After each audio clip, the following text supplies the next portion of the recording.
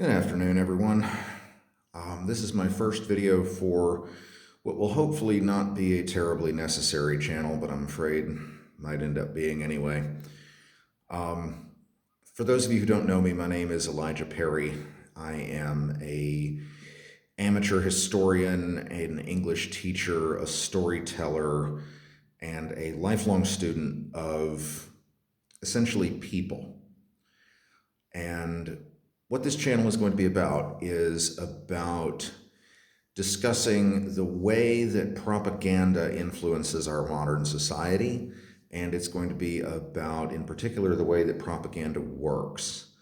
The first few videos, hopefully the only ones I'll ever have to make, we're going to be going over what propaganda is, a little bit of the history of it, the different flavors of propaganda, the different ways that propaganda functions, and the different ways in which propaganda influences societies and why all societies use it.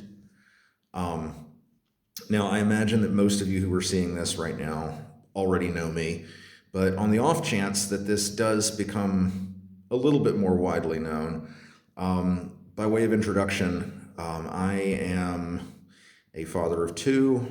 I am an American immigrant. That is to say, I live permanently outside of the United States. I live in the Czech Republic.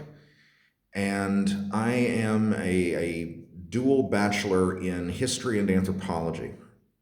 When I was studying at Appalachian State University, I had the very good fortune to study under a number of truly incredible teachers, to my mind, the greatest of which was a gentleman named Anatoly Vladimirovich Asenko.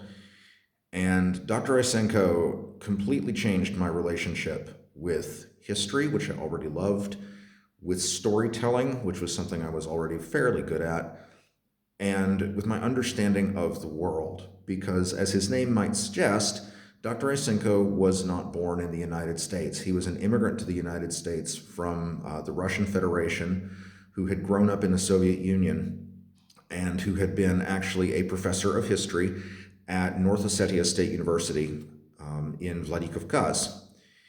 As he would be very quick to tell anyone, he was not, capital N-O-T, not Russian. He was, in fact, a Terek Cossack. And for anybody who knows anything about the history of the Cossack people or of the Caucasian area, that alone should give you something of an idea of his relationship with Moscow. And from him, I began to study and to learn about the history of the Russian Empire and the post-Soviet space. And I began to understand in a very sort of embryonic way at that time how the propaganda of all three iterations of the Russian Empire, the Romanov Empire, the Soviet Union, and the Russian Federation, functioned within that society.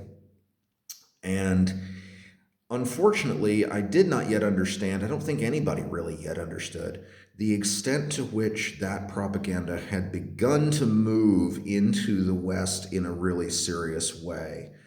I remember that Dr. Asenko was concerned about this, but at the time, Russian propaganda was not enormously effective in the Western media space because it was not built around the structure of Western media and Western discourse. And as a result, it took some time for this stuff to really start to percolate in and really start to make an impact, but I think there's no doubt at all now that it has. And other,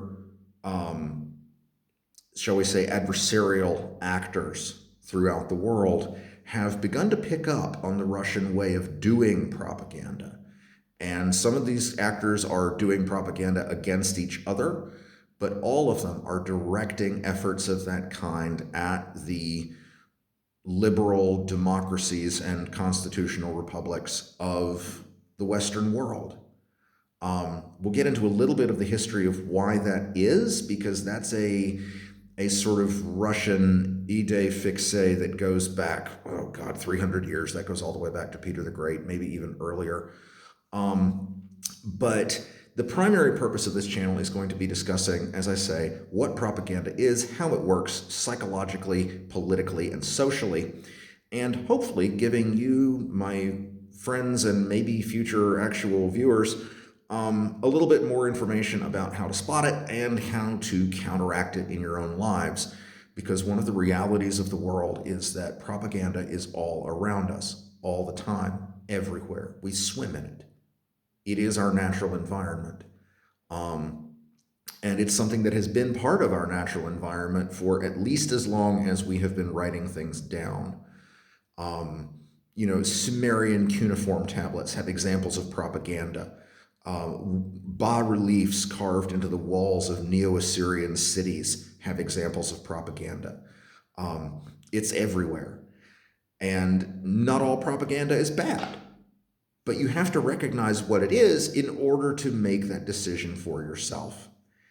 And one of the things that you're going to notice is that I am very, very, very rarely going to cite sources. Now, this is kind of heresy for any kind of academic, but I'm doing this on purpose because one of the things that we're going to investigate is one of the mechanisms by which propaganda spreads through a society, which is reliant upon an uncertain chain of verification.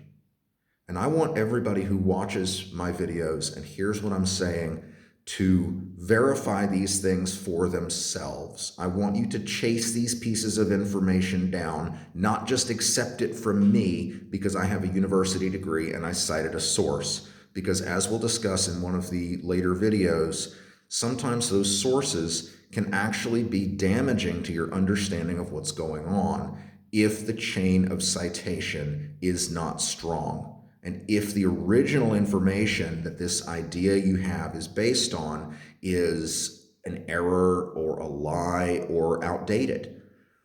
And one of the things that information does is it grows. Information grows and matures. Ideas grow and mature as our understanding of something grows and matures. And I want my viewers to essentially use me as a guinea pig, use me as target practice. If you find something that I've said that's wrong, let me know and I will correct it.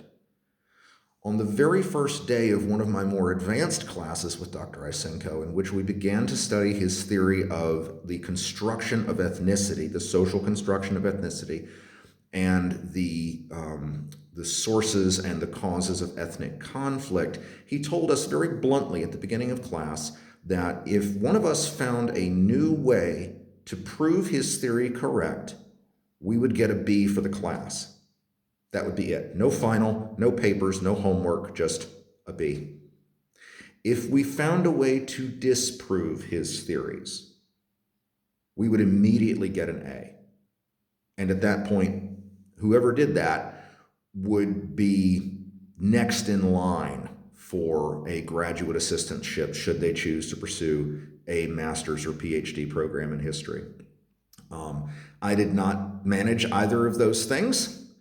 I was not sufficiently ambitious, I suppose, but it impressed upon me very deeply the idea that I must be open to being disproven, because that is what being a good scientist or a good historian is all about. It's not about me being right. It's about finding out what right is.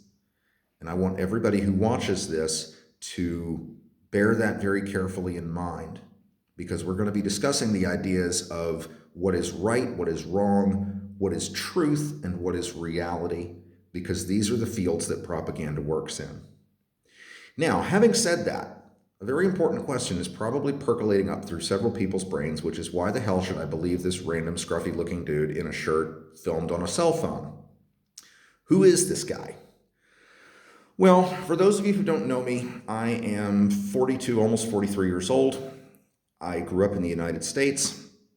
And I have a rather unique perspective, I think, on propaganda, both because of my study of propaganda in the context of Russian imperial history, and also because I grew up in a very, very heavily propagandized environment.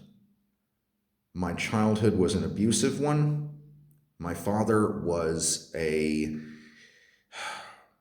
My father was QAnon before QAnon was cool.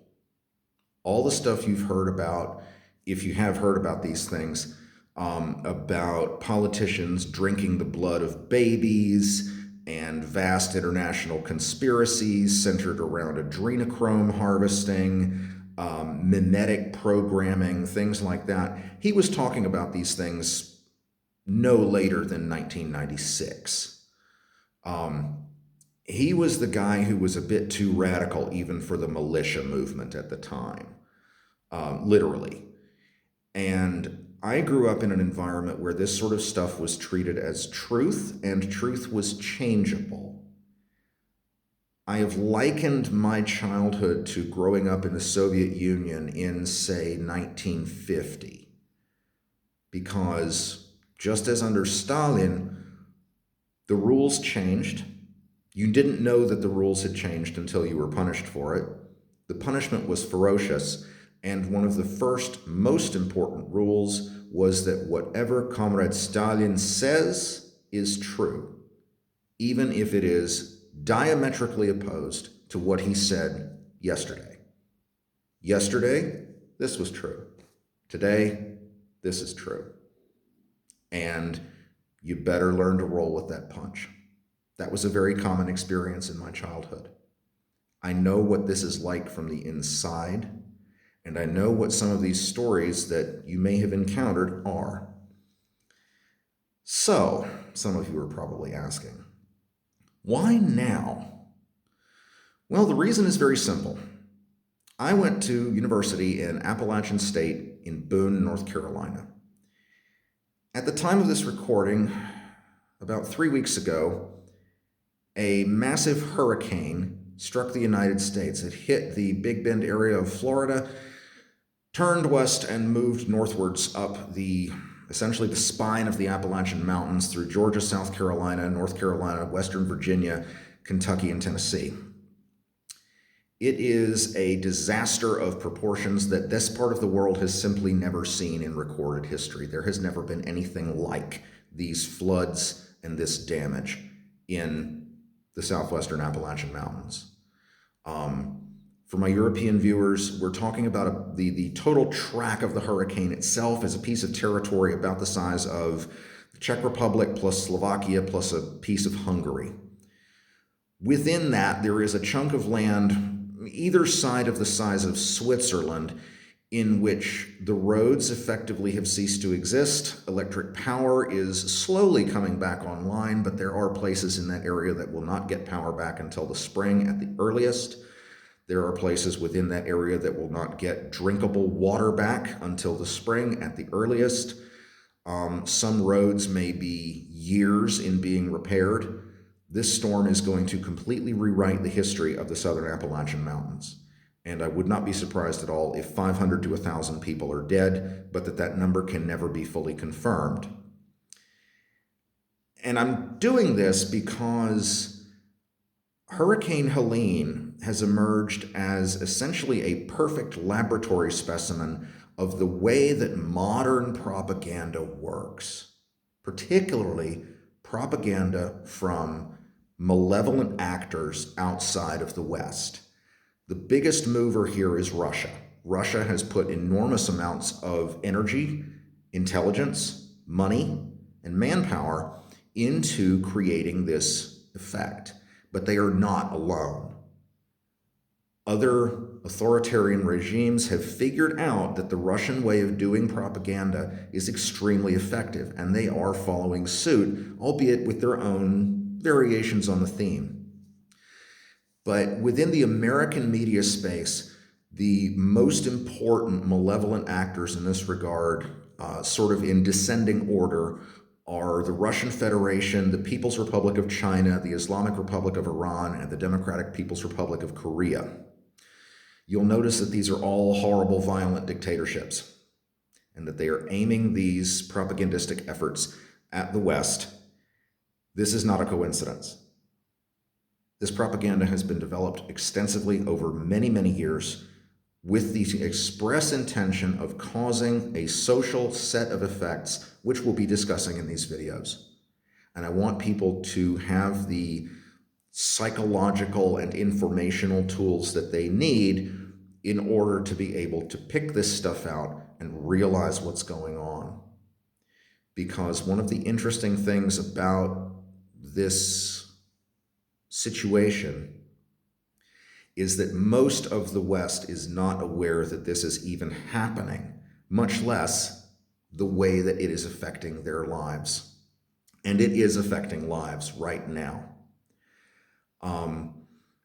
Because of Russian propaganda narratives, people in the Appalachians have been exposed to any number of really insane conspiracy theories that have hampered and are hampering and will hamper the recovery efforts in those mountains for a very, very, very long time.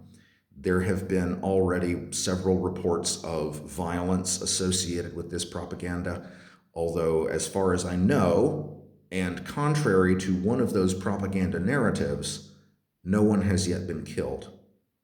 I do not expect that to last. The effects of this propaganda on the recovery efforts from Hurricane Helene and now from Hurricane Milton are extremely extensive, and they give a very good view of not just the way this stuff works, but how destructive, physically destructive, it can be in people's lives.